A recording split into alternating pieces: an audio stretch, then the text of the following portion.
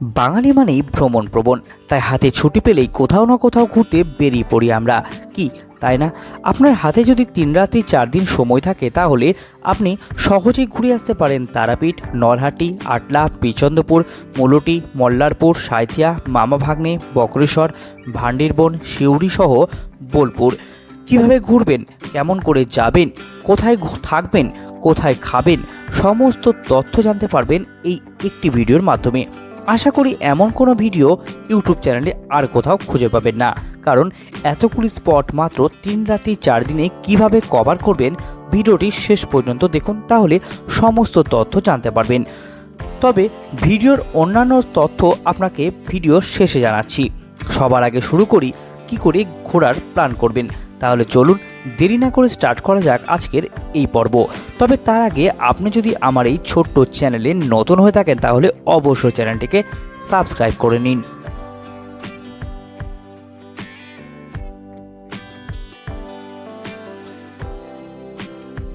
এখান থেকে আসেন না কেন সবার ফার্স্ট চলে আসুন নলহাটি স্টেশনে। আমরা হাওড়া থেকে সকালের গণদেবতা এক্সপ্রেস ধরে নলহাটি এসেছিলাম। যখন নলহাটি পৌঁছায় তখন ঘড়িতে 10টা 12। আপনি চাইলে বাই রোডও আসতে পারেন। আজ আমাদের প্রথম দিন। সবার প্রথমে নলহাটি স্টেশনে নেমে পড়ুন এবং টোটো করে আকালিপুরের গুজ্জ কালী মন্দিরে পৌঁছান। নলহাটি স্টেশন থেকে যার দূরত্ব 12 কিলোমিটার। টোটো রিজার্ভ করলে ভাড়া পড়বে 150 টাকা। আমরা 4 জন ছিলাম, তাই ভাড়াগুলি কিন্তু ভাগ হয়ে গিয়েছিল সবার মধ্যে। আমরা চলেছি আকালিপুরের গুজ্জ কালী মন্দিরের দিকে। তবে তার আগে আপনাদের জানাই, আমার কিছু ভিডিও ডিলিট হয়ে যাওয়ার কারণে গুজ্জ কালী মন্দিরের ফটো ব্যবহার করলাম। এই গুজ্জ কালী মন্দিরের একটি ডিটেলস ভিডিও রয়েছে চ্যানেলে, ডেসক্রিপশনে লিঙ্ক দেওয়া রয়েছে, দেখে নেবেন। এই মা নাকি বাচ্চার জন্ম দেয়। এই মা ভীষণই জাগ্রত। এই মূর্তিটি নাকি মহাভারতের জরাসন্ধ পুজো করতেন। মন্দিরটি 1775 সালে মহারাজা নন্দকুমার কর্তৃক প্রতিষ্ঠিত হয় এই মূর্তিটি। এছাড়াও শোনা যায় এই মূর্তিটি নাকি লর্ড ওয়ারেন হেস্টিং লন্ডনে নিয়ে যেতে চেয়েছিলেন। মন্দিরটির সাথে নানা কাহিনী জড়িত রয়েছে। বিশদ জানতে ডেসক্রিপশন বক্সে যে লিঙ্ক দেওয়া রয়েছে সেখান থেকে দেখে নিতে পারেন। মন্দিরটি প্রতিদিন সকাল 8টা থেকে 11টা ও বিকেল 4টা থেকে রাত্রি 8টা পর্যন্ত খোলা থাকে। এরপর চলে আসুন নলহাটিতে অবস্থিত নলাটেশ্বরী মন্দিরে। এটি 51 সতীপীঠের এক পীঠ। এখানে মা সতীর গলার নলি বা কণ্ঠনালী পড়েছিল। এখানে প্রতিষ্ঠিত দেবীর নাম শেফালিকা ও ভৈরব হলেন যোগীশ। এক সময় এই স্থান ছিল ঘন জঙ্গলে ঢাকা।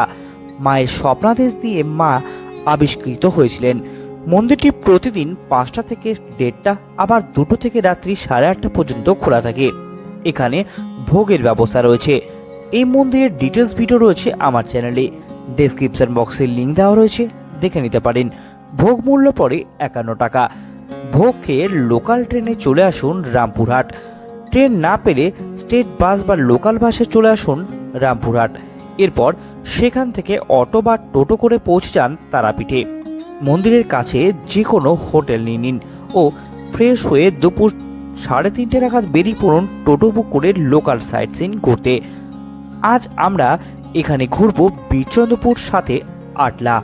টোটো রিজার্ভ করেছিলাম 300 টাকায়। টোটোর নাম্বার ডেসক্রিপশন বক্সে দিয়ে দিলাম। আমরা এখন চলেছি বিচন্দ্রপুরের উদ্দেশ্যে। বিচন্দ্রপুরের আর এক নাম এক চক্রধাম। এখানে জন্মগ্রহণ করেছিলেন শ্রী নিত্যানন্দ প্রভু বা নিতাই, এবং এখানেই নিতাই বাঁকেরাইকে আবির্ভাব করেছিলেন এবং 7 সমুদ্র 7 নদীকে এনেছিলেন। চলুন দেখে নিই আজ বিচন্দ্রপুর। আমরা সবার প্রথমে চলে এসেছি বিচন্দ্রপুরের জগন্নাথ মন্দিরে। পুরীর জগন্নাথ মন্দিরের অনুকরণে এই জগন্নাথ মন্দিরটি নির্মিত। কথিত আছে নিত্যানন্দের মায়ের পুরীর জগন্নাথ মন্দির দর্শন ইচ্ছা জাগে, কিন্তু বার্ধক্যজনিত কারণে যেতে না পারায় নিত্যানন্দ জগন্নাথকে এখানে আহ্বান করেছিলেন। এরপর চলে আসবেন বাঁকেরাই মন্দিরে। এই বাঁকেরাই মূর্তিটি নিত্যানন্দ প্রভু আবিষ্কার করেন ও শেষে এই মূর্তিটিতেই অন্তর্হিত হন। এই মন্দিরে ভগবান বিষ্ণুর নানা অবতারকে চারিদিকে ফুটিয়ে তোলা হয়েছে সুন্দরভাবে। এরপর চলে আসবেন শ্রী মদন মোহন মন্দিরে।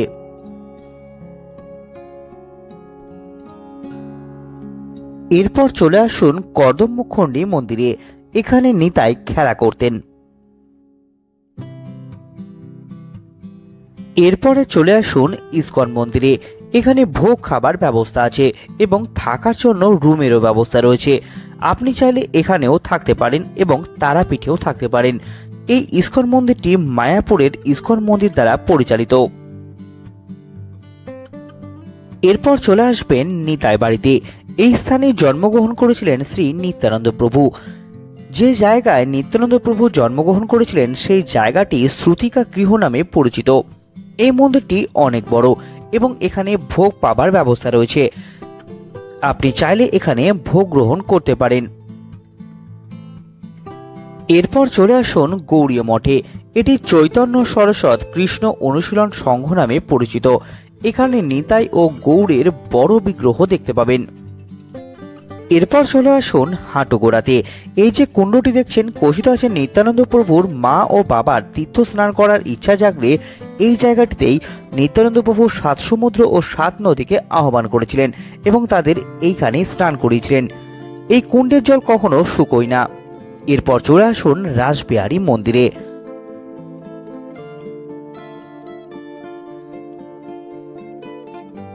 এরপর চলে আসুন পাণ্ডবদের অজ্ঞাতবাসের জায়গা দেখতে। এই জায়গার ভিডিও করা নিষেধ রয়েছে, তাই আপনাদের দেখাতে পারলাম না।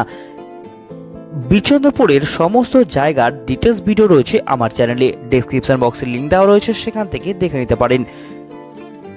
বিচন্দ্রপুর ঘুরে আমরা এবার এগিয়ে চললাম আটলার উদ্দেশ্যে।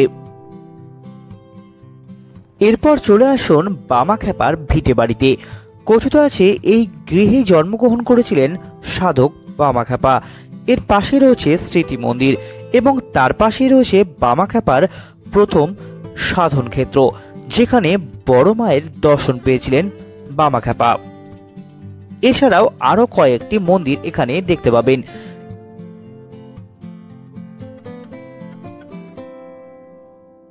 এইসব মন্দির দেখে চলে আসুন তারাপীঠে এবং এখানে দেখে নিন সব থেকে বড় হনুমান মন্দির। এরপর চলে আসুন হোটেলে। ফ্রেশ হয়ে টিফিন করে নিন এবং পায়ে হেঁটে ঘুরে নিতে পারেন রাত্রে তারাপীঠের মহাশ্মশান এবং তাড়াতাড়ি খাবার খেয়ে শুয়ে পড়ুন। আজ আমাদের ভ্রমণের দ্বিতীয় দিন। সকাল সকাল উঠিয়ে সবার প্রথমে 6টা থেকে 6:30টার মধ্যে চলে আসুন তারাপীঠ মন্দিরে পুজো দেবার জন্য। মন্দিরে 5টায় খুলে যায়। মন্দিরে কিন্তু প্রচণ্ড ভিড় হয়, তাই যত তাড়াতাড়ি যাবেন তত তাড়াতাড়ি পুজো দিতে পারবেন। মন্দিরে ভিআইপি লাইনেরও ব্যবস্থা রয়েছে। মন্দিরে বলির প্রচলন রয়েছে। মন্দিরের ভিতরে অনেক মন্দির দেখতে পাওয়া যায়, তার মধ্যে অন্যতম হল শিব, গণেশ এবং নারায়ণ। এই মন্দিরে পুজো দেওয়ার পর চলে আসবেন তারাপীঠ মহাশ্মশানে। এখানে দেখে নিন বামাখ্যাপার সমাধিক্ষেত্র।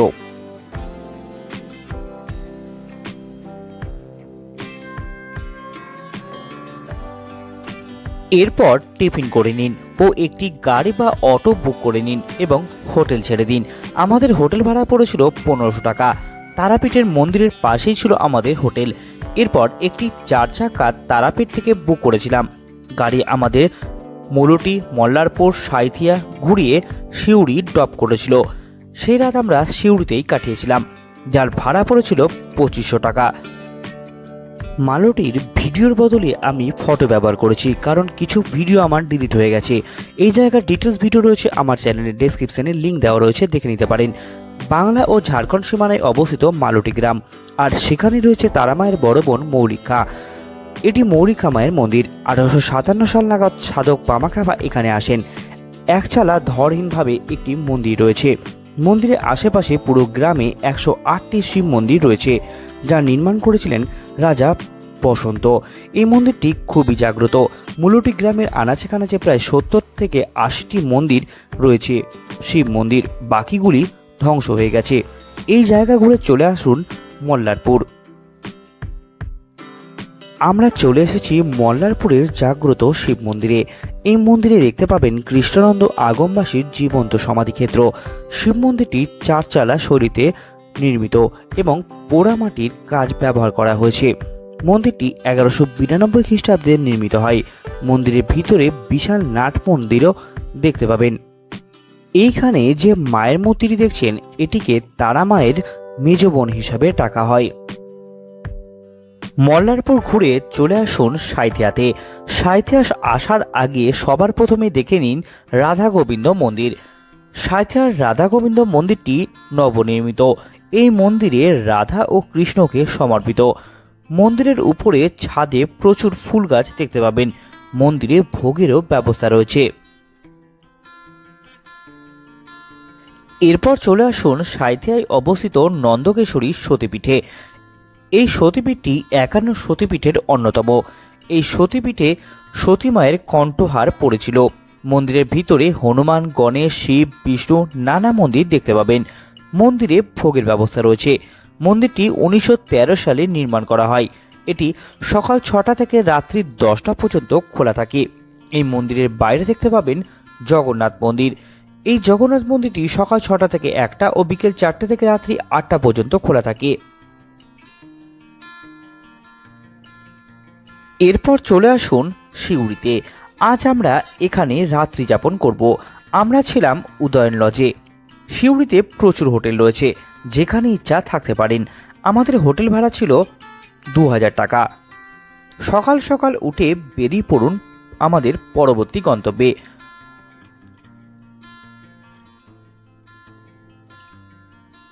সবার প্রথমে চলে আসুন সিউড়ির জাগ্রত মৌমাছি কালী মন্দিরে। মন্দিরটি ভীষণই জাগ্রত। মন্দিরটি প্রতিদিন সকাল 6টা থেকে 12টা ও বিকেল 4টা থেকে রাত্রি 8টা পর্যন্ত খোলা থাকে। এই মন্দিরের মধ্যে দেখতে পাবেন মা কালী, রাধা ও কৃষ্ণের মন্দির এবং একটি শিব মন্দির। এরপর চলে আসুন সিউড়ির রাধাবল্লভ মন্দিরে। এই মন্দিরের ভিতরে দেখতে পাবেন রাধারানী ও কৃষ্ণের মন্দির। পাশেই রয়েছে একটি শিবের মন্দির এবং তার পাশে রয়েছে রঘুনাথ মন্দির, জগন্নাথ মন্দির এবং এই মন্দিরের উল্টো দিকে রয়েছে কালী মন্দির, গৌরাজের মন্দির।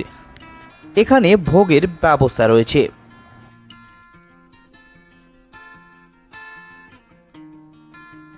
এরপর চলে আসুন ময়ূরাক্ষী নদীর উপর অবস্থিত তিলপাড়া ব্যারেজ দেখতে।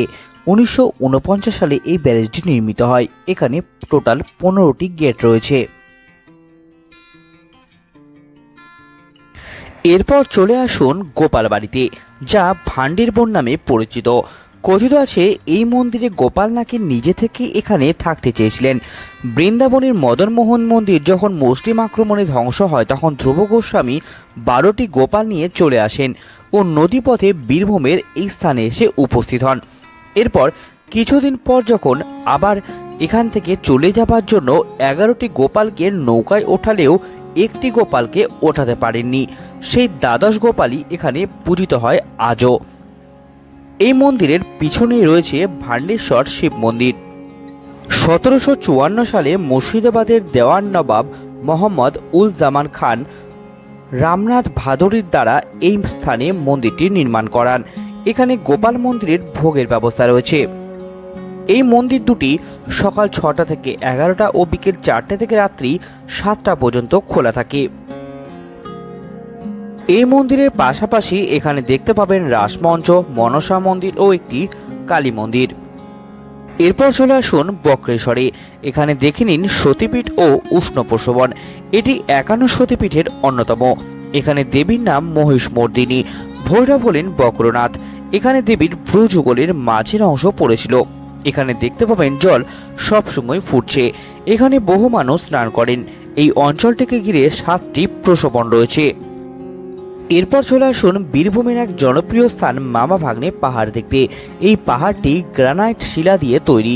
কথিত আছে মাতা সীতাকে লঙ্কা থেকে উদ্ধার করে আনার সময় হিমালয় থেকে পাথর আনা হয়েছিল এবং সেই পাথর পড়ে নাকি এখানে পাহাড়ের সৃষ্টি হয়। পাশে রয়েছে পাহাড়েশ্বর শিব মন্দির। এরপর দেখে নিন হেতমপুর রাজবাড়ি। এই রাজবাড়িটিতে 999টি দরজা থাকার জন্য হেতমপুর হাজারদুয়ারি নামেও খ্যাত। এরপর চলে আসুন নীল নির্জনে। এই জায়গাটি ভ্রমণপ্রিয় মানুষদের কাছে খুবই জনপ্রিয় স্থান। প্রায় 350 একর জায়গা জুড়ে বিস্তৃত এই বনভূমি ও জলাশয়। শীতে এখানে প্রচুর পাখি দেখতে পাওয়া যায়। এখানে বর্তমানে সরকার ইকো ট্যুরিজম কেন্দ্র গড়ে তোলার পরিকল্পনা করেছেন। এই জায়গাটিতে সূর্য অস্ত যেতে দেখতে মিস করবেন না, যদি হাতে আপনার সময় থাকে। এরপর চলে আসবেন পুরন্দরপুরে অবস্থিত মা বেহিরা কালী মন্দিরে। এই মন্দিরটিতে সকাল 7টা থেকে 12টা পর্যন্ত পুজো দেওয়া হয়। বাকি সময় মন্দিরের বাইরে থেকে তালা মারা থাকে, কিন্তু দর্শন আপনি করতে পারবেন। এরপরে চলে আসুন লাভপুরে, যেখানে রয়েছে 51 সতীপীঠের এক পীঠ মা ফুল্লরা সতীপীঠ। এখানে সতী মায়ের নিচের ঠোঁটের অংশ পড়েছিল। এখানে কোনো বিগ্রহ নেই, মা এখানে কচ্ছপের আকৃতি। মন্দিরের সামনেই রয়েছে একটি বিশাল পুকুর। কথিত আছে শ্রী রামচন্দ্রের অকালবোধনের সময় 106টি পদ্ম ফুলের প্রয়োজন ছিল, তখন এখান থেকেই ফুল তোলা হয়েছিল। মন্দিরটি ভীষণই জাগ্রত। মন্দিরে ভোগের ব্যবস্থা রয়েছে। মন্দিরটি খোলা থাকে সকাল 5:30 থেকে রাত্রি 10টা পর্যন্ত।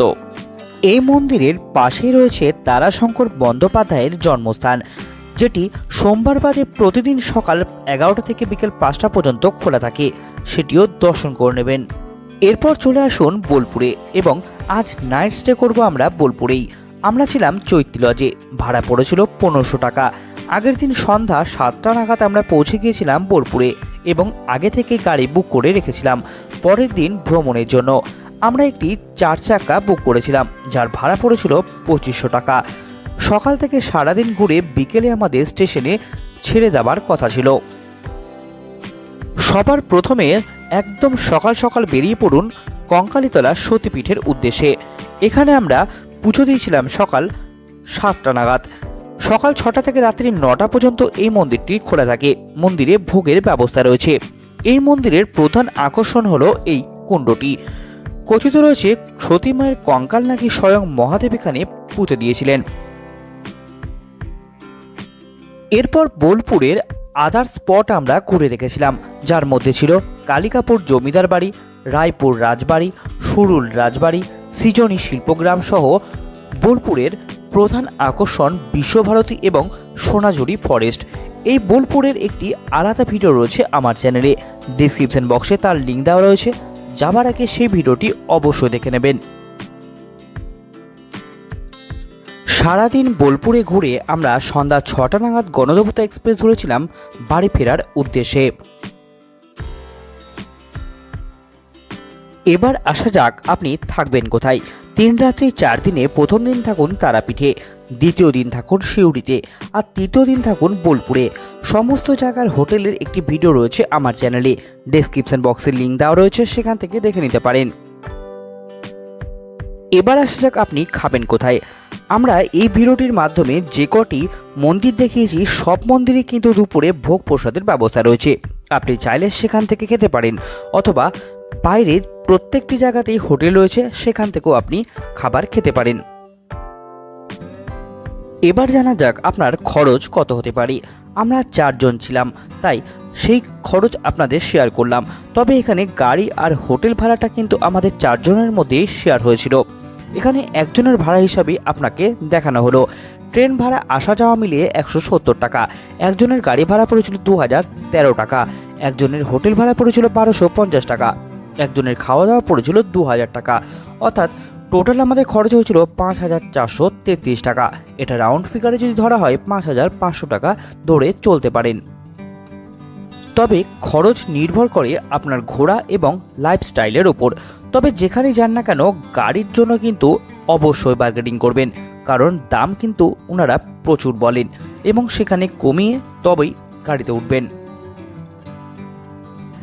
এই ভিডিওর মাধ্যমে দেখানো প্রত্যেকটি জায়গার কিন্তু আলাদা আলাদা ভিডিও রয়েছে আমার চ্যানেলে, ডেসক্রিপশন বক্সে প্রত্যেকটি লিঙ্ক দেওয়া রয়েছে। যাবার আগে অবশ্যই দেখে নেবেন, তাহলে অনেক নতুন তথ্য আপনি জানতে পারবেন। ভিডিওটি কেমন লাগলো জানাবেন, সাথে অবশ্যই লাইক ও শেয়ার করবেন। এবং আপনি যদি আমার এই ছোট্ট চ্যানেলে নতুন হয়ে থাকেন তাহলে অবশ্যই চ্যানেলটিকে সাবস্ক্রাইব করে নেবেন। নমস্কার, ধন্যবাদ।